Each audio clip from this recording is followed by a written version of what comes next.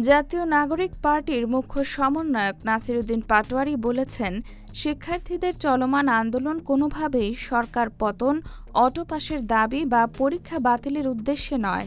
তার ভাষ্য, বন্যা, জলাবদ্ধতা ও চরম দুর্ভোগের মধ্যে পরীক্ষা কেন্দ্রে যেতে না চাওয়া এবং বারবার পরিবর্তিত পরীক্ষা পদ্ধতির গিনিপিগ না হওয়ার দাবিতেই তারা রাজপথে নেমেছে। শনিবার 18 জুলাই ফেসবুকে দেওয়া এক পোস্টে তিনি অভিযোগ করেন, কিছু ব্যক্তি আন্দোলনকে রাজনৈতিক রং দেওয়ার চেষ্টা করছেন, যার ফলে শিক্ষার্থীরা হামলা, গ্রেফতার ও হয়রানির শিকার হচ্ছেন। তিনি আরও দাবি করেন, শিক্ষার্থীদের অভিযোগ অনুযায়ী ডিবি পুলিশের পরিচয়ে ফোন করে হুমকি দেওয়া হচ্ছে। অভিযোগগুলো সত্য হলে তা গণতান্ত্রিক রাষ্ট্রের জন্য উদ্বেগজনক বলেও মন্তব্য করেন তিনি।